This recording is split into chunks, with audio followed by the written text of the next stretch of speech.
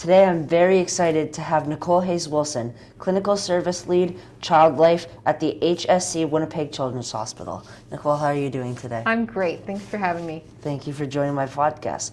So who is Nicole and what is your role with the hospital? Thanks for asking. So like you said, I'm a Clinical Service Lead for the Child Life Department. We have a great, strong Child Life Department here, and basically Child Life aims to minimize the stress and anxiety on children and their families in hospital and provide some of those really important opportunities for growth and development. So how did you learn to do what you do? So I come from a teaching background.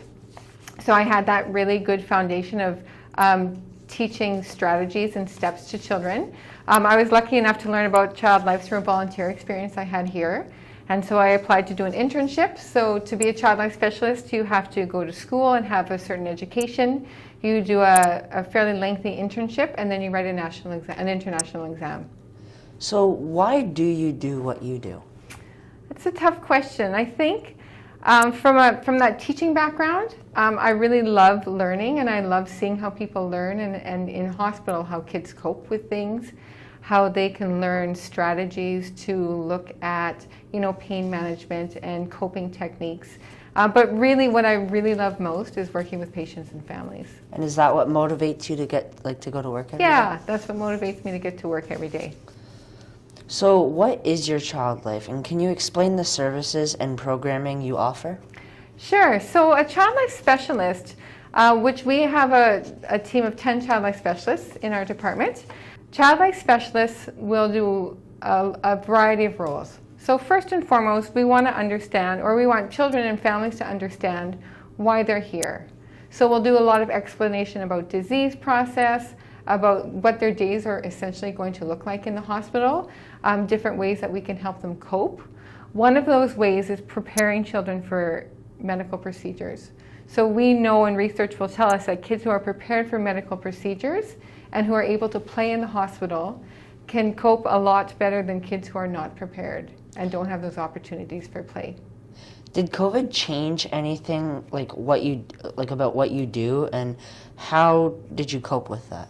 And if so, how did you cope with it? Yeah, so I don't think COVID changed what we do, but it definitely changed how we do it.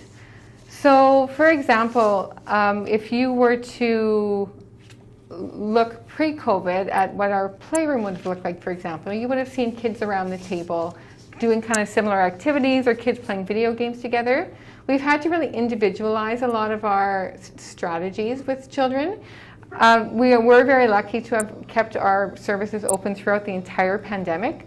I know a lot of other hospitals weren't as fortunate as we were, so we've always had that momentum to keep our services going. And I remember early in the pandemic, when people were very limited to their rooms and there wasn't a lot of travel through the hospital, people were on their screens all the time in a kind of heightened state of anxiety. And a child life specialist would go in, or a music therapist would go in, and they would say, oh, do you want to play, or do you want to learn about something, or do you want to play some music or read a book? And just the relief on people's faces to have that, one-on-one contact with people and that really personable experience. And I think in that way, COVID kind of highlighted the important work of child life. So I'm a cardiac patient myself. Yes. So let me just picture a scenario for you. So I'm going into for a major heart surgery. How would you prepare me for that surgery so I don't get as much anxiety and as much stress as I would? So yeah, how would you? That's a great question. So we do have a day surgery program here. So for the surgery itself, and we always tell kids in the hospital, we want there to be no surprises. So if you're at a developmental level that you can understand your experience, we want to kind of meet patients where they're at. So I would prepare a 3-year-old very differently than I would prepare a 12-year-old. But basically we have a picture book with sequence of events, and then we can kind of go through those. Sometimes we do tours throughout the hospital so you can see where you start. And a lot of when kids go for surgery, it's just the unknown. So a lot of kids haven't had that blood pressure cuff around their arm for a long time, or had some, the oximeter on their finger. So those are really important steps that kids need to see and touch and feel and manipulate all of that equipment, and it makes them more comfortable going into those operating rooms. Post-procedurally, so after you've had your operation, especially for some of these major operation, then we do talk about what hospital life will look like after. So again, there's no surprises for you. So if there's exercises that you have to do, or if you're going to start on one ward but then go to a different ward, and then when you go to a different ward, what's going to happen? What do things look like? We even have picture books of what the intensive care looks like, for example, so that kids can be as prepared as they can handle. And we know again that kids who are prepared for hospital experiences cope better, because we really just want to meet people where they're at and give them enough information that they can cope to get to the next step. And then we want to build on these successes, of being able to manage their hospital experience and have it the best that it can be. What is your favorite thing about your job? Another hard question. My favorite thing about my job is getting to play every day at work. And when I kind of explain to people what I do, and they say, wow, it must be really great to play all day. And of course it is. And I know a lot more goes into play than just what people see. So we have a lot of strategies with play. We have therapeutic medical play. We let kids do free play with medical experiences. We know that play is how kids learn and how they kind of settle into their environment and learn how to trust. And we really want kids to have opportunities, whether they're babies who need to have that developmental stimulation, or they're older kids who need to socialize and have some normalization. That is all rooted in play, and that's really what we aim to do every day. So how can people support Child Life? So all of our wonderful programs, which I'd like to go through now if I could, are supported by the Children's Hospital Foundation of Manitoba. So we have our main playroom, which is run by a child life specialist as well. And that's a really important room where kids are given choice on what they get to do. It's a medical-free zone, so there's no medical procedures, there's no assessments done in those places, or in that place. And it's just that really great room where kids have the choice of, what they get to do, who they get to see, what they get to talk about. Another part of our programming is the CHTV TV station. So we have a TV station in our hospital that is actually 41 years old this year. Wow. And so it's one of the longest running TV stations on record and in a hospital setting. And it's a really great interactive show. We have a puppet named Noname. Yeah, maybe he's kind of famous. You've probably heard of him. And so he says hello to the kids every day on TV. We have a list of kids who are in the hospital, so we say hi to all the kids in the hospital. It's a really interactive show, so staff will hand out bingo cards one day, and then kids can call in. Kids can actually come down and be on TV, and then it replays at 4 o'clock, and so they can watch themselves, so that's really exciting as well. We have a music therapy program where we have 2 music therapists who run a great, strong music therapy program. Music is a strong therapeutic tool, and we know that it decreases anxiety and increases cooperation, and we can really reach some of those great developmental milestones through music. And the music therapists offer a lot of different activities. So they'll sing new and familiar songs. They'll, look at movement. They'll look at, if someone wants to learn how to play an instrument, they can look into that. So there's a lot of different ways they can explore music with children of all ages. And lastly, we have a Children's Hospital Library program that offers kids the opportunity to read and take out movies and just kind of have some of those really good normalizing environments. We know keeping up literacy skills while kids are in the hospital is really important, so it gives them a chance to do that. There's a book cart that rolls throughout the hallways, and so even if kids can't come down and take books out, that they can still take them out with this roving cart that goes around. That's awesome. So we've come to the end of our interview. Thank you very much for joining. I had a lot of fun. It was a great interview. And thank you for joining my podcast. Thank you so much for having me. That was a lot of fun.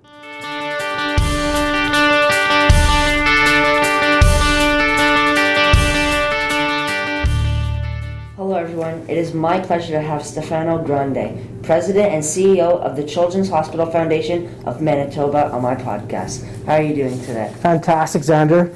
And you pronounced my name right for the first time. That is like awesome. Yeah? So, who is Stefano, and what is your role with the foundation? Well, I'm the President and CEO of the Children's Hospital Foundation of Manitoba. I've been here for about 4 years, and I lead the charge in terms of raising some dollars to improve the health of kids in our hospital. And why do you do what you do? Well, that's a good question. Being a father of 3 boys, it's really important to me that we have a really strong healthcare system for our kids. What motivates you to get to work each day? What motivates me to get up every morning and go to work every day? That's a good question. It's kids like you, right? It's kids like you and our role to raise some dollars and buy the best pieces of equipment possible, the best technology, working with our doctors and our nurses and our families and our kids to ensure that health is important in our community. What is the goal of the foundation, and why is it so important to children's health in Manitoba? Well, the goal of our foundation is simple but complicated. Our goal is to work with our doctors and our researchers and the hospital leadership to identify areas where the community can raise some dollars and accelerate, the advancement of technology and equipment that all the kids need in this hospital. And so we want to make sure that our families and the kids that we serve have the best possible equipment and the best possible experience while receiving the services of our hospital.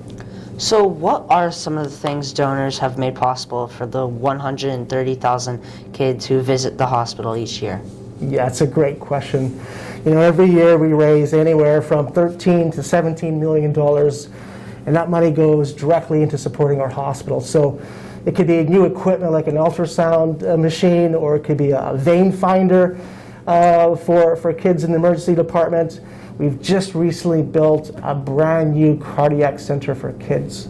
State-of-the-art equipment that helps over 7,000 kids per year, funded by our donors in our community. And also, Zander, every year our community raises about $4 million every year to fund research. And you're here today in our research institute. There's over 250 researchers that tackle the toughest diseases that are facing kids.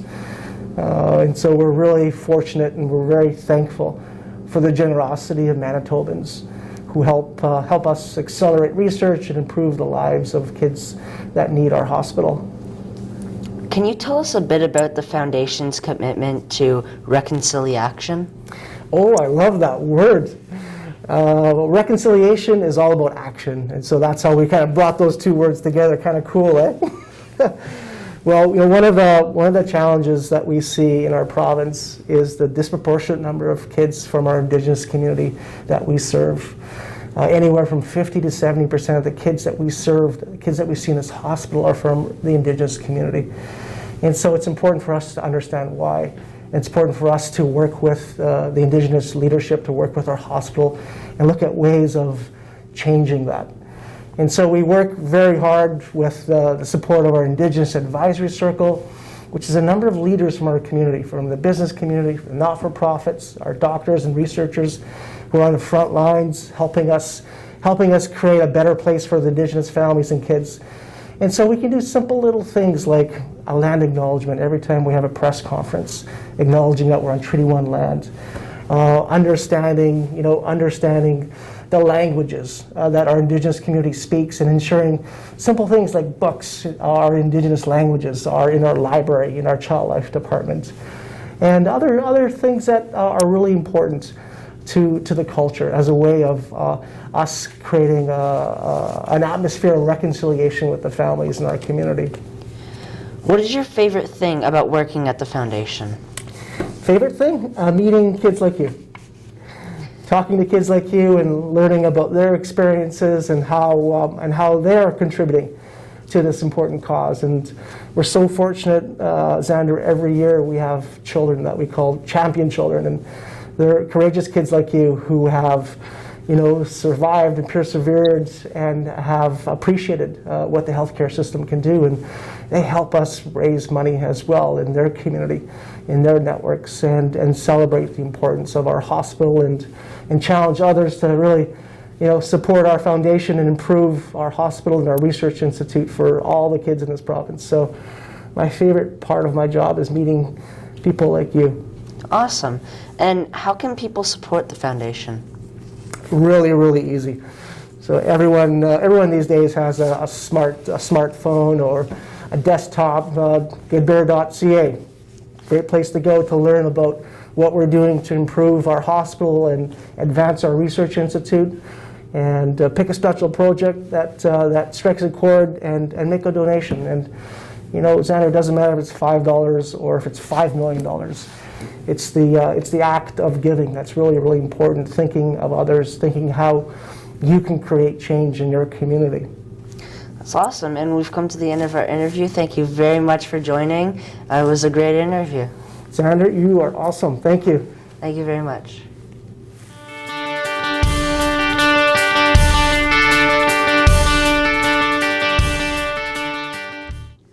Hello everyone, I am pleased to introduce Dr. Jennifer Protudjer, PhD Research Scientist, Children's Health Research Institute of Manitoba. How are you doing today? I'm well, thank you. How are you? I'm doing very well. So, who is Jennifer and what is your role? Thanks so much for inviting me to be here today. I'm Jennifer Protudjer, and I am, my official title is Assistant Professor and Endowed Research Chair in Allergy, Asthma, and the Environment. And that's at the Department of Pediatrics and Child Health in the University of Manitoba. And I'm also a research scientist here at CRIM, the Children's Hospital Research Institute of Manitoba. And how did you learn to do what you do? Well, I'd like to think that I was born into it. So I was born in the mid-'70s, and that was at a time when food allergy just wasn't very common. Right. And so I always had this interest in nutrition. And my first degree, in fact, is in human nutritional sciences, but it was during that time that I had the opportunity to do an undergraduate thesis in nutrition, and I really loved the process of nutrition. So from there, I did a master's degree, in fact, here at CRIM in association with the Department of Human Nutritional Sciences at the University of Manitoba, and then a PhD in applied health sciences, again, here from the U of M. And then I spent a number of years overseas where I did some postdoctoral training in allergy and epidemiology, so research methods. What inspires you to do what you do? Well, I love to ask questions, and I love to have really meaningful answers to those questions.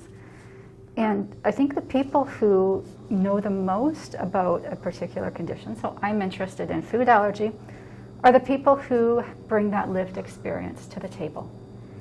And so at the end of the day, it's the families with whom I work, through research and engagement, who really inspire me. Did you always want to be a scientist, and what is your area of research? Sure. So I've always been interested in nutrition. And as I mentioned, I was born at a time when food allergy wasn't so common. But it sort of came to the scientist part a little bit later. It took me a while to sort of carve that path out. Why is research so important? So I research allergy, and more specifically food allergy, although I do some work in other allergic conditions as well. And so a food allergy occurs when the body's immune system identifies something that a person eats, and it reacts in a way that most individuals wouldn't react to a food, say a peanut or eggs or milk or something like that. And so we know that there are about 300,000 kids in Manitoba on average, let's say. Recent data from Canada would suggest that about 7% of Canadian children live with food allergy. So in Manitoba, this means about 21,000 kids. Most of the tertiary allergy care in our province is in fact provided here in Winnipeg. And a lot for all of the kids who are affected, these children typically, and their families as well, need to avoid the foods to which they're allergic. So my research interest really centers around what that avoidance does to the family, how they manage what we call the burden of food allergy. Because I think what we also need to understand is what food represents. So food, of course, we know is a way that we feed ourselves. It's how we nourish ourselves physically. But food provides so much more than that. It's a way that we connect culturally or through a faith. It's a way that we celebrate or which we grieve. And so when we add food allergy to that mix, sometimes there's a disconnect, or there's it doesn't quite fit together how the food allergy and the meaning of food, broader meaning of food, really interacts with each other. So I want to learn more on how we can improve the quality of life and various other things for families with food allergy. What would you tell kids and families who might want to get involved in child health research in their own communities? So as a researcher, it's my goal to ask questions that provide solutions or to improve the quality of life or the outcomes for family with food allergy. But I firmly believe the people who have the best questions are the people who have that lived experience. And so if you're interested in getting involved in research, regardless of what area of research, whether it be food allergy or diabetes or anything else, be confident in knowing that the person who is interested, who has that interest, who has that passion, those types of questions are really important to ask. So be confident in getting involved with community organizations or reaching out to a researcher who has interests that at least somewhat align with yours. And in research speak, we call this patient engagement or patient partnership. But we know that those types of relationships that we have with the community culminate or result in asking questions that provide the most meaningful answers and that have the most benefit to the communities that we serve. What is your favorite thing about working at CRIM? Sure. So I'm a research scientist. I have expertise in study design and research methods and in a food allergy. But I am definitely not an expert in human resources or in finance or administration or anything in communications. And what CRIM offers is a means by which to have access to experts in those spaces so that my research team and I can really focus on understanding more about food allergy and improving outcomes for families who are affected. How can people support CRIM? So one of the best ways folks can support CRIM is by going to drgoodbear.ca. There's all kinds of different activities there, whether it be getting involved through donations or learning about various activities that are happening throughout the course of the year. I would direct them directly to goodbear.ca. Okay, and we've come to the end of our interview. Thank you so much for joining. I had a lot of fun, and it was a great interview. Thank you so much for the opportunity.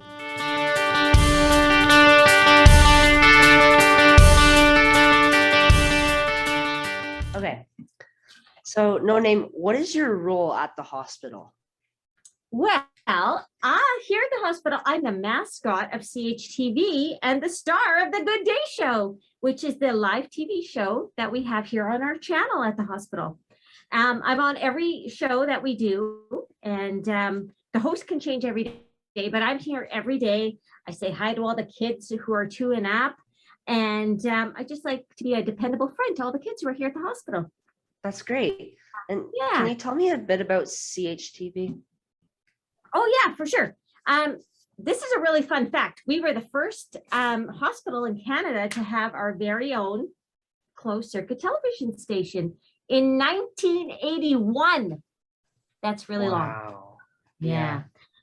So we broadcast here to all the kids' rooms and all the waiting rooms around the hospital. And we have cartoons and movies and no commercials or anything like that. But the highlight of our day is our live Good Day show that we do Monday to Friday. And, starring me, Noname, and a host, of course, because I can't do it all. And we do about 250 live shows every year. That's a lot. Yeah. We have games, we do crafts, and we try to be educational, but we have a lot of fun too. So that's cool.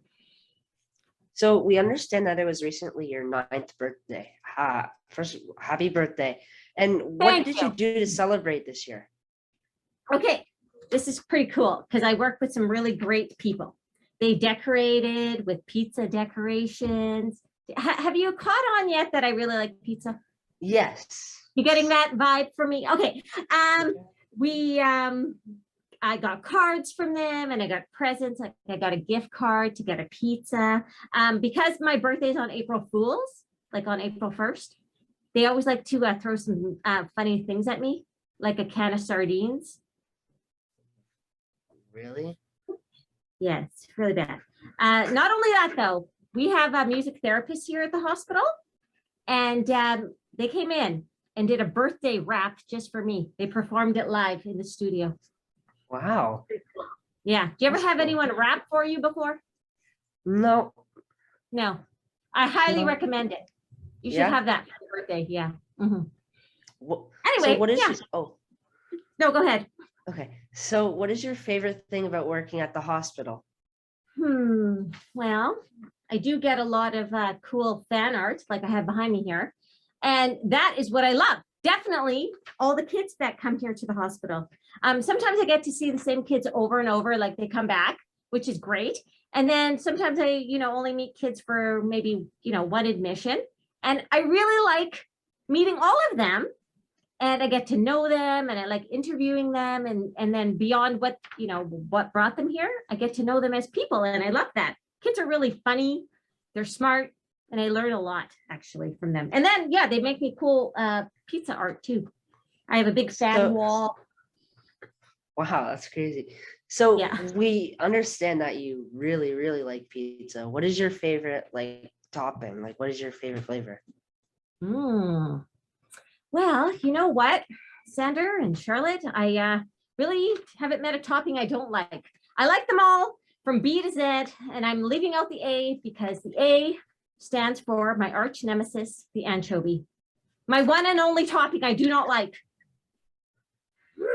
And that's why for April Fool's Day, they give me anchovies and sardines and all the gross fish that shouldn't be on a pizza. Like, whoever thought of that? Oh, sorry. I'm going to compose myself. I'm all right. I'm okay. How about you? What kind do you guys like? I can't stop interviewing kids. I want to know about you. I like just regular. I like pepperoni. Pepperoni? I like cheese? pepperoni too. Yeah, me too. You can't go wrong with pepperoni. Yeah, it's really good. Okay, sorry. This is your interview. Go ahead. What is your favorite book to read or game to play with kids in the hospital? Ooh, that's a really good question. You know what's really cool here?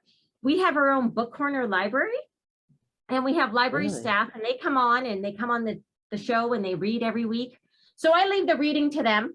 I love Elephant and Piggy books, and I like, just all those kind of funny books. But we get to play games here on the show, like bingo on Monday. I can't play because I work here and they won't let me get prizes. But on Friday, we play tic-tac-toe. Do you guys play tic-tac-toe ever? Yes. Yeah. So I don't want to brag or anything, but this is when I really shine because I come in second all the time. Really? Yeah. It's pretty good, right? Yeah. That's silver medal. That's pretty good. Do you is there anyone who comes in first all the time? Well, mostly the kids. They're really good at it. I think you know what? I don't know what's going on Friday. I think they're practicing up on the wards. I don't know. They trap me, but I'm really good. I'm coming second. I'm proud of myself. And yeah, I'm going to carry on till I win.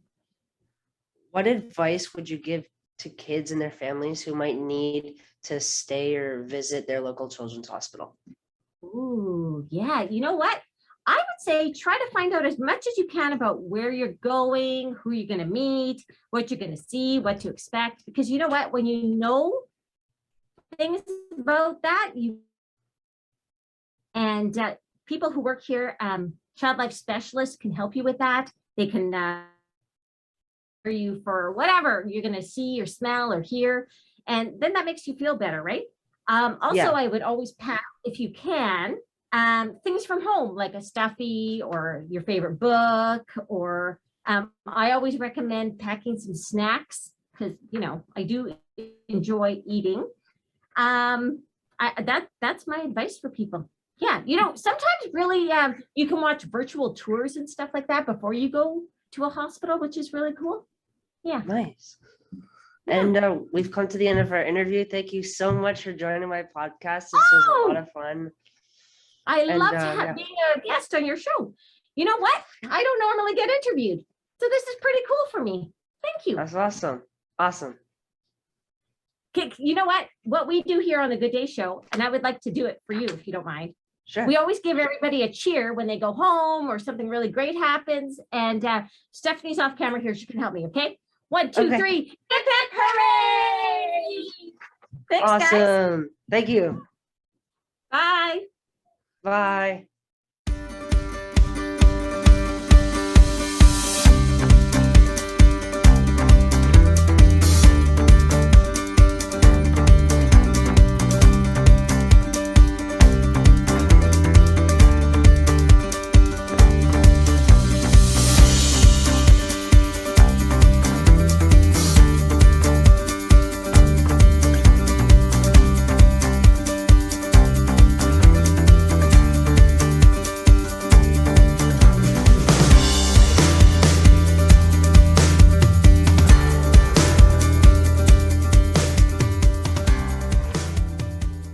Hi guys, today I'm very excited to have Nikolaj Ehlers of the Winnipeg Jets on my podcast. So how are you doing today? Good, thank you. How are you? I'm doing very well. So first of all, I want to thank you for taking the time to sit with me today. And this is helping me a lot on my cross-country tour and bringing awareness to children's health in Canada. So I want to thank you. Awesome. So by the way, congratulations on the big win last night. You've scored in each of your last 5 games, which is great timing for the playoffs. And so first question is, I interviewed Tim Stutzel, and he too had a father that played hockey in a country known for football as in like soccer. How much influence did your father and brother have on your hockey career? Oh, very, very, very big influence. I started playing hockey because of my dad and my brother. We're one big happy hockey family. Yeah. I got 3 uncles that used to play, and I got 5 cousins that play now. So, they've supported me all the way, and they made it happen. So I'm extremely thankful for them. So you played in the Quebec International Pee Wee tournament. What experience was that like, and do you think you left an impression on the scouts in Canada at that time? Ooh, that was a while ago, but that was an extremely fun tournament. I think it was obviously the first time you were in a big arena like that and playing in front of so many people, and I think we were 14 at the time. And I'd like to think so. It was my first kind of outing in the world, and our team did really well.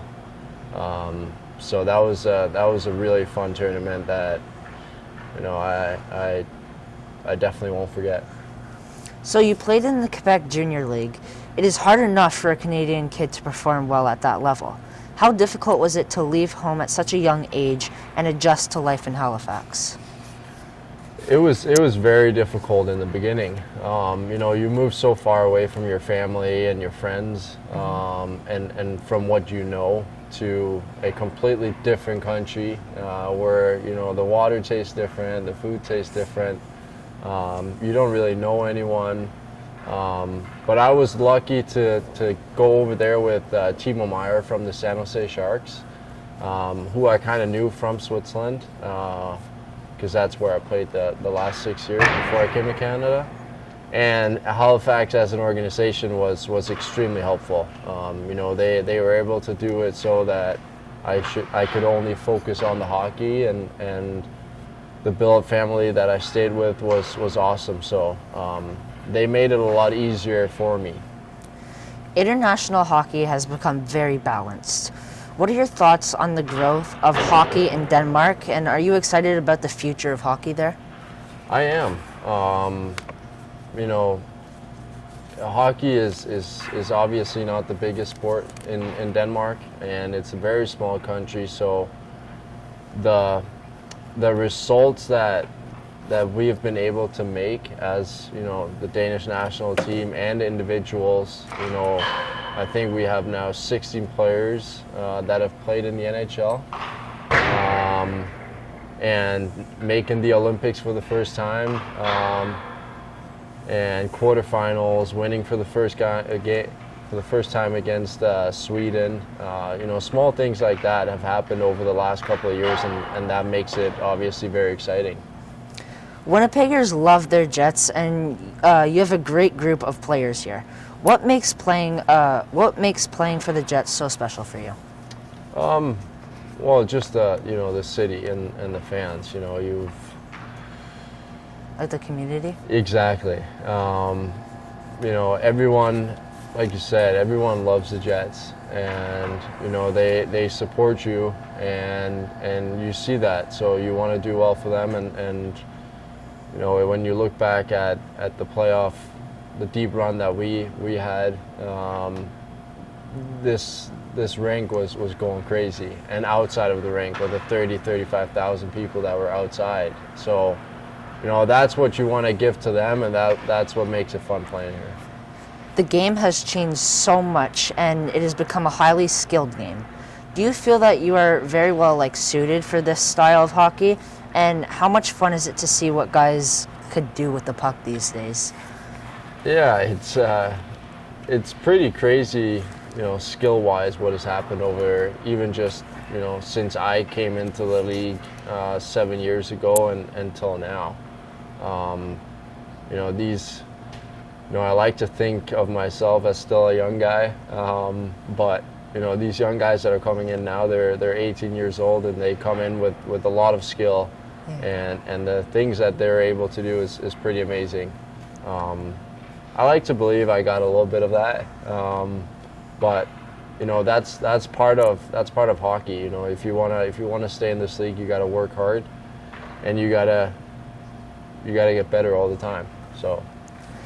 What do you think the NHL can do to make the game better, or is it just fine the way it is now? You know, I like it the way it is. You know, it's been like this for so many years, and this is what the dream was. You know, when I was a kid and making the NHL, this is what it was. So, this is what people want to see. You know, to some level, it is entertainment. You know, but you know, for us, it's just hockey. You know, we love playing hockey, and you know, even though we know it's a business and all of that, when we go out there on the ice, it's like being back when you're 13, 14 years old, just having fun out there, and yeah, I don't think anything needs to change. So you have done what not too many hockey players around the world have done. What advice can you give kids my age who have the same dreams you had as a kid? I think the biggest one for me is obviously you got to have fun at playing hockey, especially at a young age, because I think if it's too serious too early, you'll get tired of it, and you know, you reach a certain point, a certain age where, you know, that's when you start working harder, and you know, you start doing this and that. But in the beginning, it's you got to have fun, because you know, those are the memories you won't forget. So yeah. Awesome. So now we're moving on to the rapid fire questions. Are you ready? Perfect. Yeah. Okay. So who is your all-time favorite Danish footballer? Oof. Christian Eriksen. What has been your most memorable hockey moment? Making it to the Olympics with the Danish national team. If you could have one Winnipeg Jet on your football team, who would it be? Man, our players are so bad at soccer. Probably Ville Heinola. So today is National Puppy Day, and if you could associate a dog with a dog breed to your teammates, which player would you associate to a pit bull? So right here we have a German Shepherd, right here. So you could take these. Okay. We have a German Shepherd. So who do you think would be the German Shepherd? I think I'd give this one to Stasny and Wheeler, just because I think the Shepherd's kind of like for some reason like a leader. So I think I'd give that to them. And then what about the Chihuahua? The Chihuahua.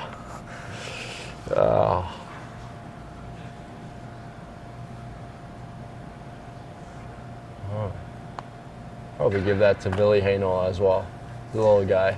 And then to the pit bull. Do we have a pit bull in there? Yeah, to the pit bull. Oh, the pit bull.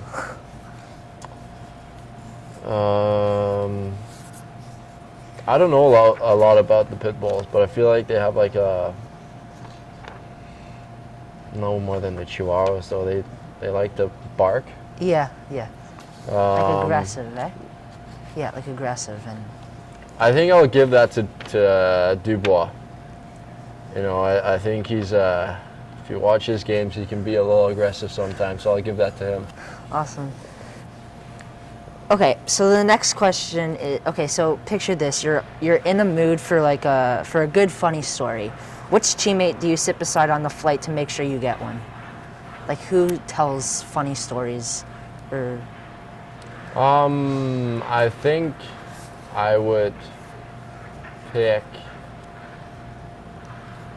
Nate Schmidt. yeah?